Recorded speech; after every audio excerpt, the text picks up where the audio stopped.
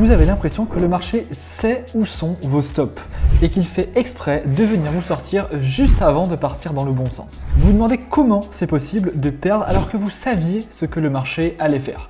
Je sais ce que c'est. Vous allez découvrir pourquoi le marché vous sort toujours avant de partir dans le bon sens et comment y remédier, plus la méthode contre-intuitive pour filtrer vos trades et éviter 53% de vos pertes. Ça vous paraît trop beau? Alors commençons direct. Pour comprendre pourquoi vous perdez, demandons-nous dans un premier temps qui profite de vos pertes.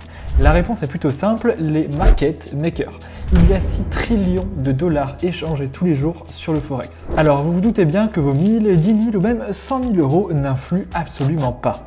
Ce ne sont pas les retail traders qui fournissent cette liquidité, mais les market makers. Et en effet, derrière 99,9% des ordres passés sur le marché se trouve une poignée d'énormes institutions financières comme BlackRock ou JP Morgan par exemple. Maintenant qu'on sait qui profite de nos pertes, demandons-nous comment ils agissent sur les marchés. Et sur ce coup, c'est nous qui avons l'avantage. Attention, concentrez-vous sur cette vidéo car c'est un niveau avancé. D'ailleurs, vous pourrez télécharger des notes PDF gratuitement à la fin. Pour passer un ordre, vous n'avez qu'à choisir vos lots, appuyer sur un bouton et l'ordre est envoyé. Mais pour ces institutions, c'est une toute autre histoire. Leurs ordres sont bien plus gros que les vôtres. Quand vous risquez 1000 ou 2000 euros, cela vous paraît beaucoup. Pour eux, c'est plutôt 1, 2, 5 ou même 10 milliards qui sont placés.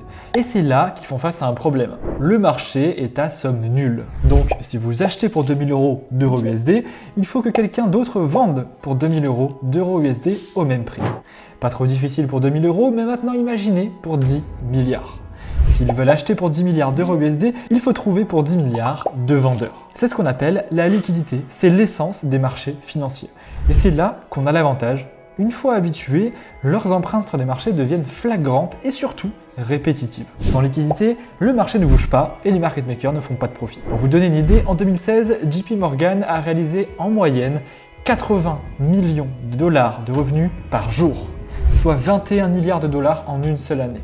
Ils ne sont donc pas prêts d'abandonner cette source de revenus. Cet argent vient bien de quelque part, principalement des fonds d'investissement en perte, d'autres petites banques également en perte, et un peu de nous, les particuliers. Car c'est exactement à ce moment que vous vous faites stop loss, lorsque vous leur fournissez la liquidité dont ils ont besoin pour entrer et sortir des marchés. Alors, voyons comment ils trouvent, ou plutôt ils créent cette liquidité, et comment vous tombez dans leur piège. Laissez-moi vous expliquer rapidement sur les graphiques. On va d'abord voir pourquoi vous faites stop loss et on verra ensuite comment l'éviter. Peu importe comment vous tradez, retail, SMC, ICT ou même avec une méthode révolutionnaire, ce concept s'applique partout sur tous les marchés. On a ici un graphique normal. L'objectif est de comprendre où est chaque zone de liquidité. Pour comprendre où les market makers veulent aller pour pouvoir exécuter leurs ordres. On va chercher les niveaux avec beaucoup de stop loss ou d'ordre limite pour entrer en position. Cette zone, par exemple, représente une zone de résistance importante pour les traders et fonds d'investissement retail. On va donc y trouver beaucoup de stop loss des gens entrés en sell, donc des ordres d'achat, puisque les gens qui rentrent en sell, leur stop loss est un achat. Ou des buy stop des traders qui espèrent voir le marché continuer de monter, donc encore plus d'ordre d'achat. C'est une forte zone de liquidité acheteuse. C'est exactement ce que recherchent les market makers pour pouvoir rentrer avec leurs énormes ordres en vente, beaucoup d'acheteurs. Contrairement à ce que tout le monde attend, le marché chute au lieu de continuer de monter. Et c'est logique, les market makers sont entrés en sell sur tous les achats et maintenant, ils font du profit. Jusqu'à la prochaine zone de liquidité pour qu'ils clôturent leur profit et refassent la même chose. Voilà un exemple sur un marché. Tout le monde met son stop loss sous ce support pour retail, pensant que si le marché casse, il va chuter. On a donc beaucoup d'ordres de vente sous ce niveau, les SL, des achats sur tout le mouvement haussier. Et les sell stop des gens qui pensent que si ça casse, ça va chuter très bas. Les market makers viennent déclencher les stop loss, donc les sell, et entrent massivement en achat en fournissant ces ordres. Étant donné que les stop loss des gens en achat ce sont des sell, les market makers viennent les fournir, donc ils fournissent des sells, ce qui veut dire qu'ils rentrent en achat. Et le marché a une réaction impulsive à la hausse, il n'y a aucun hasard, tout est logique. Ce n'était pas la seule zone de liquidité que l'on avait sur l'exemple. Envoyez-vous une autre. Juste avant de vous la donner, comme vous le voyez, on essaie de rendre l'apprentissage du trading divertissant et agréable à regarder. On est les seuls à le faire en France et ça nous demande littéralement plus de 20 heures de travail par vidéo chaque semaine. Alors abonnez-vous pour que l'algorithme vous montre automatiquement nos autres vidéos tout aussi intéressantes. Cette trendline haussière en bleu est aussi connue et reconnue comme un signal d'achat pour un retail. On a donc beaucoup de traders en achat sur ce mouvement et donc des stop-loss en vente sous cette trendline. Le marché vient donc les sortir, les market makers entrent massivement en achat sur ces ventes pour aller revendre plus cher au-dessus de la supposée résistance plus haut qu'on a vu juste avant. Et encore une fois, aucun hasard, 100% logique. Et voilà un exemple sur un graphique. On prend la trendline pour déclencher les stop-loss des traders en sell. Les market makers entrent donc en sell sur les stop-loss qui sont donc des achats, puis vont prendre leur profit sur les stop-loss des traders entrés en achat sur la cassure de la trendline, en prenant même soin d'en créer encore plus avec un equal low support pour un retail.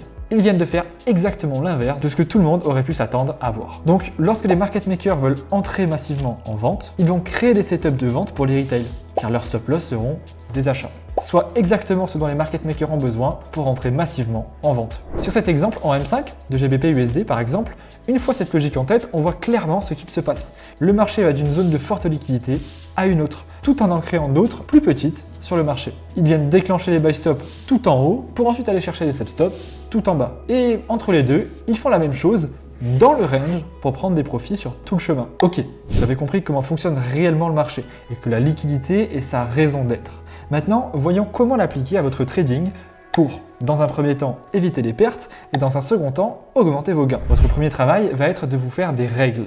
Interdit de rentrer juste au-dessus ou en dessous d'une grosse zone de liquidité qui est contre vous. Exemple, interdit de rentrer en buy sur une trendline haussière. Interdit de rentrer en sell sur un equal high, car vous servirez forcément de liquidité au market maker. Et votre stop loss a beaucoup plus de chances d'être touché. Je vous encourage à aller voir vos anciens trades et à voir combien ont servi de liquidité au market maker. Avec cette vision, vous risquez d'être impressionné. Si vous tradez en M1 et que votre trade respecte ces règles, n'oubliez surtout pas les time frames plus élevés.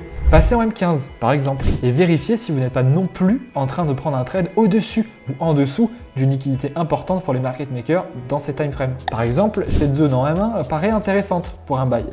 On a déjà pris la liquidité de la petite accumulation vers le bas, on a une cassure haussière, on peut se dire qu'on respecte les règles et qu'il n'y a plus de liquidité en dessous. Maintenant, voilà le même endroit vu en M15. On a un lot très important sous lequel se trouve énormément de sell stop. Tous les stop loss des trades pris en buy dans cette accumulation. Votre trade ne respecte donc pas vos règles. Il aurait plutôt fallu chercher un sell ici. Plus aucune liquidité à prendre au-dessus de la zone rouge car la mèche prend tous les buy stop à gauche. Et on vient casser un short term high, donc les market makers entrent en sell. Il n'y a plus aucune liquidité au-dessus. Cette zone était parfaite pour une vente. Ce concept, ICT en parle dans plusieurs de ses vidéos. Il appelle ça les High et Low Resistance Liquidity. High Resistance Liquidity, ce sont des zones où les market makers n'ont plus intérêt à aller, où il n'y a plus de liquidité. Par exemple, au-dessus de la zone rouge, puisqu'ils sont déjà rentrés en sell en cassant le premier high tout à gauche et qu'ils ont pris le dernier short term high, en allant plus haut, ils seraient en perte latente. C'est donc une zone qui a très peu de chances d'être cassée et donc une très bonne zone pour prendre un trade. A l'inverse, une low resistance liquidity est un endroit où les market makers ont tout intérêt à aller, comme une trendline, des equals ou un high low de structure pas encore pris sous lequel il y a beaucoup d'ordres. Car c'est ici que les market makers vont clôturer leurs ordres en profit, puis en prendre de nouveau pour partir dans l'autre sens. Ces zones sont donc très dangereuses pour rentrer en position, mais elles sont très intéressantes pour sortir d'une position. Ce trade qui m'a fait 25R et que j'ai partagé dans mon Telegram, par exemple, c'est exactement ce que j'ai appliqué. On a cette zone en bas qui prend la liquidité de l'accumulation, puis qui part à la hausse. Il n'y a donc plus de liquidité en dessous. En redescendant, le marché crée de nouvelles liquidités haussières avec des equal high marqués en bleu ici. Voilà ce qu'il donne en M5, c'est plus clair. On sait qu'il y a des ordres au-dessus, donc c'est une confirmation supplémentaire dans mon analyse. Ensuite, je vais en M1. On arrive dans la zone et le marché refait la même chose. Il prend la liquidité du bas, déclenche les derniers ordres de vente, donc les market makers prennent leurs derniers ordres de buy. On revient sur mon point d'entrée après la cassure haussière de la structure et le marché s'envole. Tout était logique. High Resistance Liquidity jusqu'à une Low Resistance Liquidity. Pour l'entrée précise, j'ai déjà d'autres vidéos qui parlent du sujet sur la chaîne. Pour obtenir les notes PDF de cette vidéo, rendez-vous sur le Telegram et abonnez-vous.